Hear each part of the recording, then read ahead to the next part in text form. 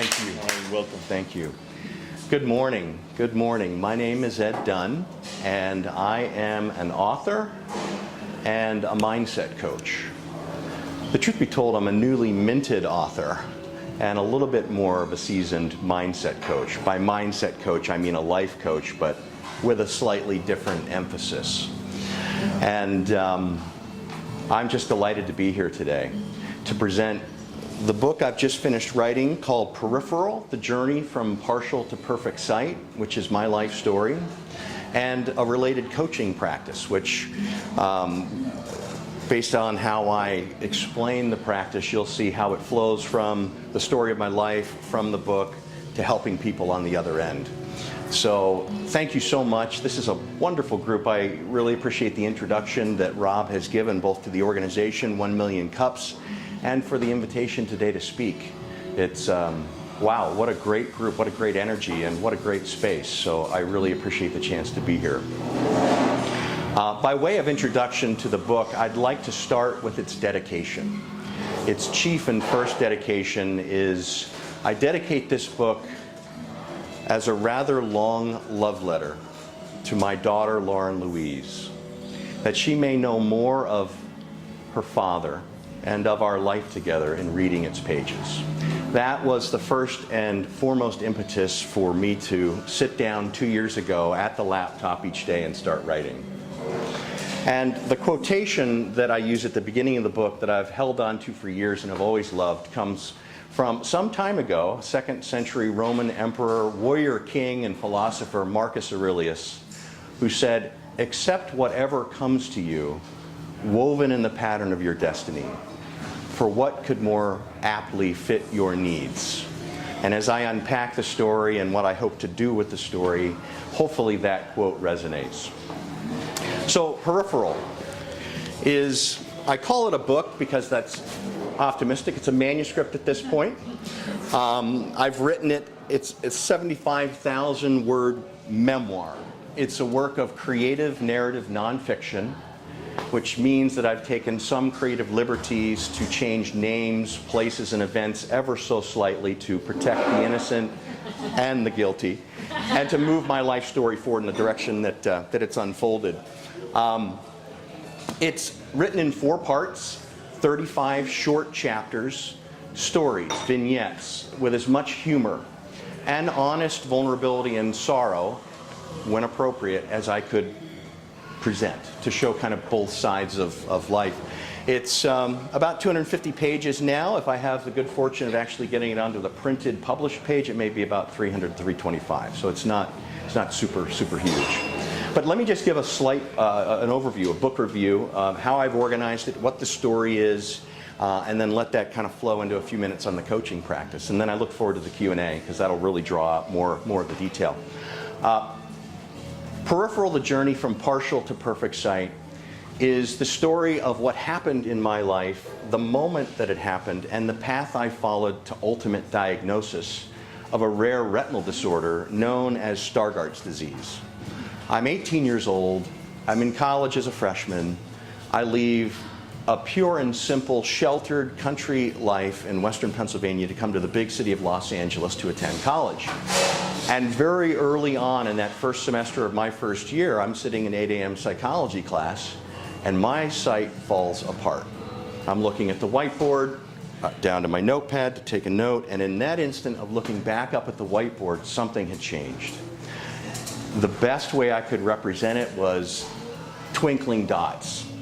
Things were moving and shifting, coming in and out, and twinkling, and I could not stop it to make sense of what I was trying to follow and write down. Stargardt's disease. Are we at 4 minutes already? Yeah. Wow. Stargardt's disease is a rare retinal disorder that slowly over a 10-year period takes central vision. So I live completely and totally with peripheral vision. I do everything I do by looking above, around, and off to the right of everything. Imagine a panel at Best Buy of 1,000 big screen TVs. The panels in the middle are high def. The ones out on the end are old school tube. In the middle, I don't have anything. There's nothing there. I just am relying on the outside old school tube TVs to see everything and do everything I do. So Peripheral is the story, as you can imagine, moving from high school volume of work to college volume of work, more than double. Suddenly at 18, I'm hit with an eyesight disorder I don't understand, and I have to get through college, ultimately get through graduate school, start into a 22-year career in financial services, all with this. So the book is humorous tales of living with Boston Brahmin, salty Irish Catholic types, working with them where expertise is prized above anything, and we don't care about what your condition is, just let's get this sale done. And so the ensuing go along, get along, I'm normal just like you can buy what I'm selling that works so well for me in business, and that I write about in the stories of part 2 of the book. Certainly as I move into part 3 of the book and the relationship side of my life didn't work so well, because relationships are about truth and vulnerability and honesty. And based on the shell I had to put on to overcome and compensate for this eye disease, the stories in the book kind of helped to illustrate some of the where their career was in an incline, the relational side of my life was in a decline. And so part 4 of the book is the journey from partial to perfect sight. It's a play on words. Peripheral as a title is not only the vision I have left and how I see the world, but the truth of it is it's also how I've felt most of my life, on the outside looking in. Odd, different, and really not a part. And so the book is a struggle with growing through that, seeing that that is not true. And the coaching practice, theconsciouslifejourney.com, is my way to reach out to anyone that has gone through a hardship or a loss, or suffered an unwelcome change in health, relationship, or a career. And that was the shortest 6 minutes of my life. Oh my, wait. Really? That was 6 minutes already? Wait, you guys have 60 minutes? Because I'm just getting warmed up here. I have a question to help you out here. Okay. Wait. Yeah, thank you. That'll round out. I'll ask after you. Okay. So, no, I'm gonna let you have the first question. But not right. Just in 1 second. All right. So we had our 6 minutes. Now, for those of you that are new to our format, we have up to 20 minutes of Q&A, right? Unless you get the theme song from Cheers going. Right? Then less. Yeah, then less, exactly. Then it interrupts us, right? So, but we have up to 20 minutes of questions, and any question, pretty much. Yeah, Ed, I mean, Sure. Ed will Fire tell away. you. Fire away. And I have yet in the time that I've known Ed to hear him say, "Oh no, I can't tell you that. That's too personal." Right? So, but I'm sure he would, right? Given If you can find it, I don't know what it would be. you haven't heard it yet. No. All right. So No. all right. So we have up to 20 minutes of Q&A. All right, and I'm going to let Ed ask the first question. Actually, Ed to Ed. Because I think that's kind of appropriate. Ed challenge. Okay, I was going to say, like I've never said B2B, before, B2C, Ed, E to but E. 2 Eds are better than 1. Oh, boy. So there you go, Mr. Bernstein. Like it never was said before. All right, first of all, the question I'm Somebody going to usually sets ask. the mic for whoever's, just hold it. Okay. The first question I want to ask is like Aladdin. What else were you going to say at the end of the 6 minutes? Maybe one more time? I'm kidding, but I mean, really. That'd be the best question to ask, because they can keep going for another 20, right? I see. How much is each question? A minute? $25. It's just It's a fundraiser. Suddenly it's a for-profit organization. for you. Yeah, nice. That's different. Wow, that was a very quick 6 minutes. The reason for the name Peripheral would have led to the shift that I've made over time. It's not what I see, it's how I see what I see, what my perspective on things is, and how I can use the sum total of my life and experiences and disability to help other people. And so I would have talked about how each client's different, my approach is different. I'm not coming at it from a behavior mod standpoint. I'm coming at it from hey, I've walked it out in health, relational, or career changes. Let's go together and make a plan, set a timeline, and go step by step together. So there's a fact. Okay, now I have a real question. Okay. Thank you, by the way. Thanks for Just the so you can extended say it. play. Almost everybody I've met that's great, that's written a book, that has an idea, has overcome some objective that formed them to be better people than they might have been if they had not had the hurdles. You're in that same situation. We all are. We all have something happen to us. that says it's not a shallow life, you have to have a purpose. Do you find that you spent most of your time trying to make your affliction not your brand? That you were saying you were hiding it from people, you couldn't tell them because you didn't want that to be who you were, it's just something that you're going through? Or did you own it and say, you know, I'm overcoming this and... Boy, great question. My go along, get along, everything's fine here, there's nothing here to see, I'm perfectly normal, just like you approach, is what I had to employ in business. Nobody wants to sit in a boardroom across from somebody who's looking above, off to the right, and not at them when you're presenting. It's distracting. And the people I worked with, they really didn't, I mean, they're great people and they're family to this day, but they're there to sell. We're there to make a profit. They're not there. This isn't a charity, right? Go to church for that. And so, no, I didn't for much of my life. And certainly not in relationship. I hid, I compensated, I covered. And it helped me function in this world, but it didn't help me with the depth of relationship. Only in probably late 40s, now I'm 52, have I said, look, this is, like it or not, Marcus Aurelius, accept whatever comes to you, woven in the pattern of your... This is me. And for whatever reason, no one in my family has this eye disease genetically. It's rare. 1 in 25,000 people in the world have it. When people do have it, they're mostly senior citizens. For an 18-year-old kid to get this, what the... So I spent a lot of my life hiding it and compensating for it. Only recently am I embracing it and saying, wait, maybe this has come to me so that I can help other people. Realize they're not on the outside looking in and they're not alone. Congratulations. It's not been easy. Do I call? Yeah, I'll help you out here.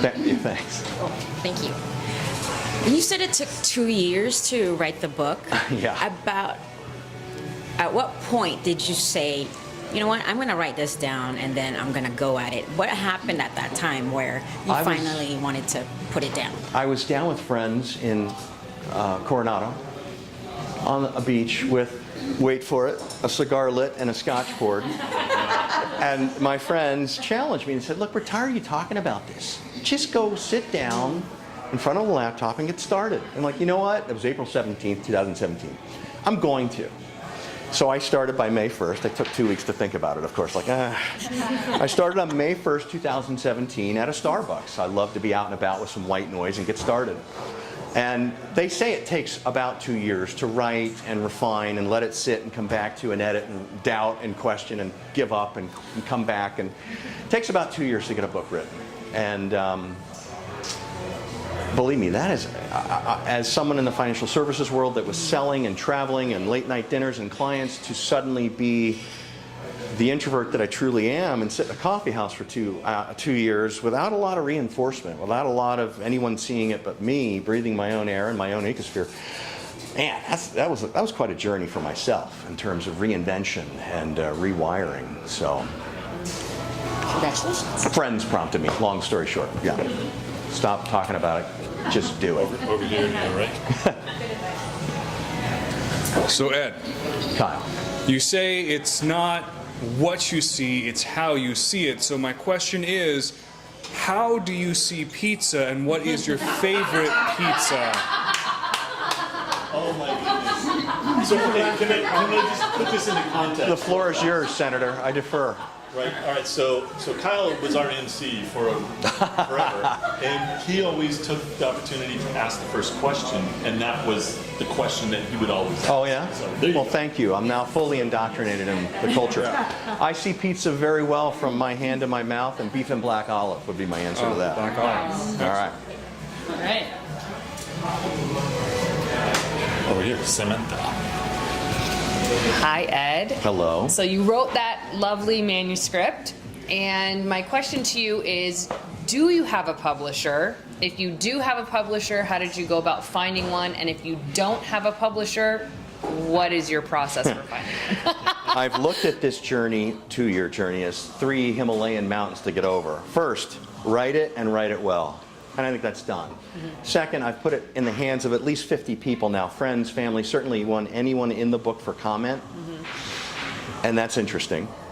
Oh, yeah. And then possibly the biggest mountain yet is it's really hard to get anyone's attention in this world. It can be the greatest story. I mean, J.K. Rowling took Harry Potter to what? All the New York publishing houses, and they all reject it.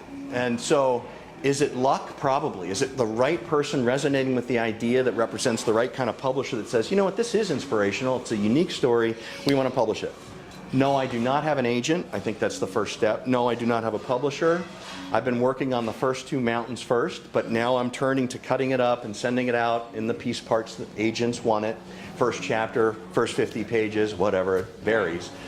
Just hoping that somebody will give it some time and attention. And of course, if I can find an editor that is half as passionate and I think talented at writing as I have been at putting it together, I think we've really got a unique story. It's just going to be a little bit of luck and trust, a little bit of what's meant to be, and finding the right person. So the last question is, how can we help you? Believe me, I've already got that teed up in terms of, does anyone know, these types of people that could put this in front of them and say, hey, do you have something here or not? So.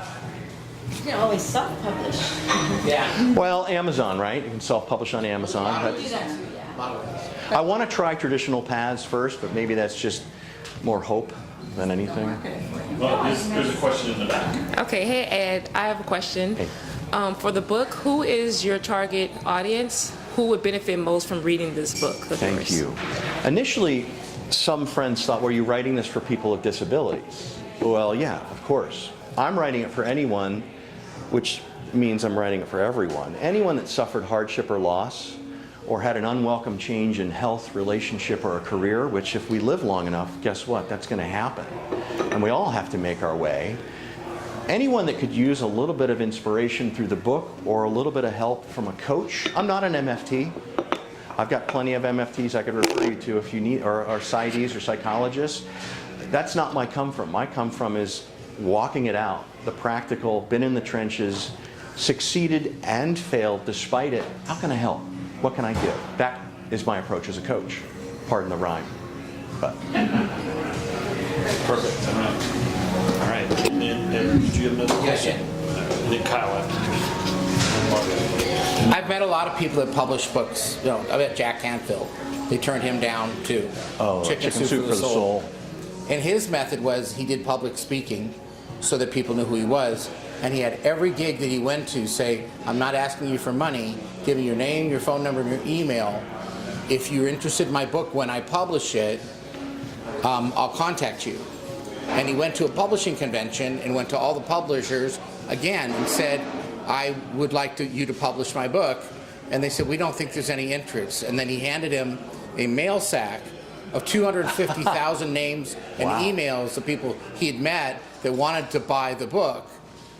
And when it was the published. first one that saw the mail sack published it ended up being a multi-million-dollar movement because he had gotten the interest up front and there was no risk to the publisher. Oh. Now with self-publishing, you can be a #1 bestseller on Amazon in your category. If you do underwater basket weaving from the side, you're going to be a #1 bestseller the first day because nobody else is in that category. So you could end up doing an ebook version of yours, and when you sell enough of those, then you can publish real books.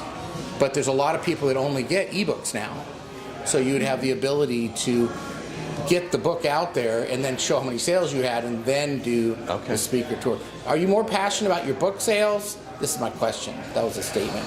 Are you more passionate about your book sales, or are you more passionate about having one-on-one consulting? Equally. Obviously, if a book blows up and does well, that provides a certain amount of Stability. Yeah, breathing room. I mean, chasing individual private client coaching, there are only so many hours in the day, there's only so much per hour you can charge. That's going to have a certain cap on it, and that's fine. It can be a very nice. I'd love to have both blossom at the same time and lead to public speaking opportunities. I love to be on my feet. I love to present. So I love that story about Jack and what he did.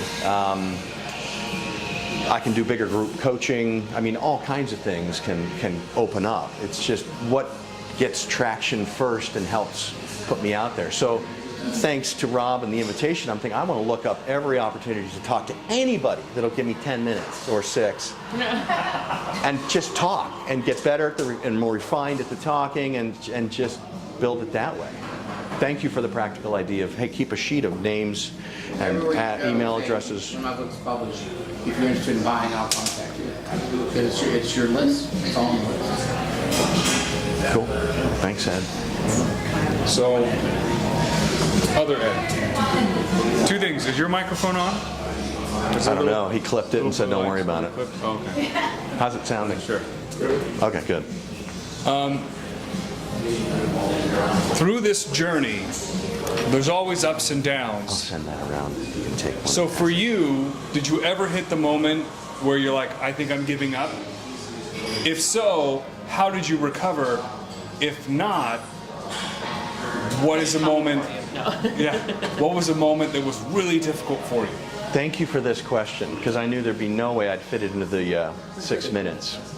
I had about 3/4 of the book written, and I was sitting at dinner with friends on a Friday night saying, look, I'm really having a hard time figuring how I'm going to stick this. What's my point? Why have I done this? I'm kind of lost in this right now, and it's hard to distill exactly what I want to say. Sounds silly, perhaps, but it's a common thing to get lost in a writing project of this length. The very next night, I was leaving another friend's home from dinner, crossing Caltech, Del Mar Boulevard, walking home the same way I have 100 times before. I get across the 2 eastbound lanes of traffic just fine. I get across the first of the westbound lane, and I just have this sinking feeling, oh no. And I get clocked. I get hit by a 94-year-old gentleman at about 7:38 in the evening. He's doing 35 miles an hour, no sign of a brake light, no skid, just didn't see me. Truth was, I didn't see him either. That gave me a beautiful prologue into the book. I had to admit, I just didn't see the car. It's the first time a physical disability put me in harm's way. But the ensuing 17-day hospital stay, surgery, 9 months of rehab, I couldn't write because I couldn't get comfortable, totally derailed the writing process and made me wonder if I should go back to what I know in financial services or if I should finish this thing. The fact that I was knocked 35 feet through the air, knocked cleanly out of my tennis shoes with nothing but, soft asphalt, concrete border berm and sidewalk and steel reinforced lamppost in my immediate flight path, and I walked away from it. Yes, crushed hip, reconstructed knee, my pitching career's over, but I didn't have so much as a headache. No brain, no neck, no spinal cord trauma. I don't walk around looking for miracles, but I got to call that what that was.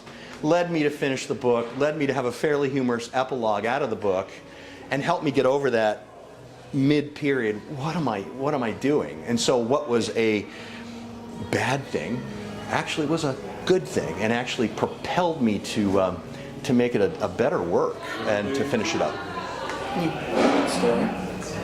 So literally propelled you. Yeah. That's good. And unfortunately, I don't think the 94-year-old gentleman's able to drive anymore. I think they pulled his license after that number. Whew. I'm next. Hi. I think if you had 8 minutes to speak, we would have heard more about your coaching practice. So I wondered, how is it different than an MFT? What goes on in your one-on-one coaching practice? It may be the structure. It's certainly going to be some of the content. So much of what an MFT will do will be behavior modification, and I'll do some of that. But I've structured it and I've handed a card around just as a little leave behind. An MFT may go on for a while, and certain coaching engagements based on the client, based on what it is they're trying to tackle, it may go on for a while. I've tried to make, whether it's an element of structure or an element of marketing, the coaching practice shorter. A certain number of sessions, a certain number of goals for each session, and see where it goes. But each client is different. I'm not the answer man. It's not my truth we're after, it's their truth. It's what the client already knows for themselves at some level that may be buried under all kinds of reasons why they can't do it or reasons why they're afraid of it that we ultimately will get to, and then they can live from. And yeah, that may be what MFTs or psychologists do, but my come from is more of a grassroots where the rubber meets the road. I'm going to walk it out with you as someone that's kind of been through almost anything that would fall under hardship, loss, change in relationship, health, or a career. So if that answers your question. Thank you. Thank you.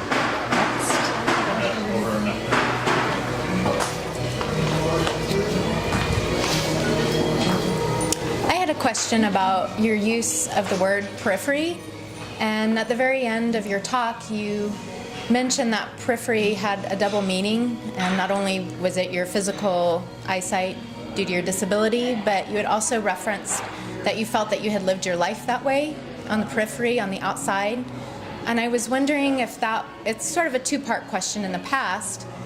Did you feel that you lived your life on the outside because of the disability, or was there something that happened in your childhood that just made you feel that you were on the outside? And then I guess the second part of the question is where you're at today. Yeah. Do you feel that you're functioning today on the outside still, and you've managed that and you're comfortable there? Or have you learned to overcome that and you're comfortable now being, in the group instead of being on the outside? Thank you. How have you overcome? Thank you. Those are great questions. I was raised in Western Pennsylvania in a very tight family, in pure and simple country living. We didn't have a lot of outside challenges. We had everything we needed. Dad's an engineer. We had all the love that kids could ever want, and a very stable upbringing. So it wasn't something from my childhood, although we all bring things forward, family of origin issues from mom and dad and whatnot. This was very much about what happened to me physically in the big city of Los Angeles, in a new environment that was already overwhelming. Boom, suddenly I can't see the way I used to see. I can't use my central vision. I got to do everything that takes twice as long. Study till 2 in the morning when everybody's done and out having fun by 10. The employment of a careful practice. It changed my life. But I lived for so many years reacting to the outside and feeling less than everyone else around me. I think maybe it is a product of aging, and maybe it was a product of what this disability as a gift has done for me, but I very much live now from the inside out. I'm not so bothered by what's happening outside of me. I can observe it, I can be present with it, conscious of it, and I can feel the feelings, if it's a negative feeling, or even if it's a reinforcing feeling, but I'm much more centered now. And I think that might be, as your question led me to say, from 45 to 52, the last 7 years have been about how I see what I see and how I see myself as I'm okay. And instead of saying it to make a sale and look normal, I really am normal. Because we all have something. We all have a cross to bear, whatever language we're comfortable with. The longer we live, we have things that challenge us. And to realize, hey, I'm in good company, and by the way, I also have something to offer to help this good company, should they desire it, should they want it. It's very freeing. And so I was lucky to have a successful career and good relationships, and even through the dissolution of my marriage, we are friends and co-parents of our daughter, and as it goes, it's even a healthy relationship now, but that's very much because of the shift from inside out. Living in a centered, peaceful, accepting, self-accepting place. If that answers your question. Thank you.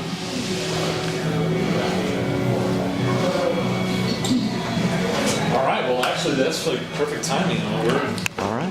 30 seconds away. So here's our last question that we do get to ask.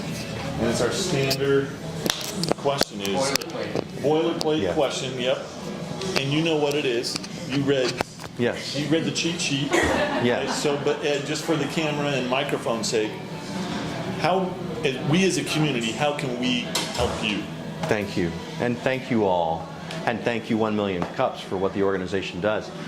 If anyone thinks of me, if they intersect or know a literary agent that might have interest in a book like this, or a publisher that is looking for a story that, a human connection, inspiration type story, a la Rudy or Forrest Gump or Ghost Boy, if you know that story on the New York Times bestseller.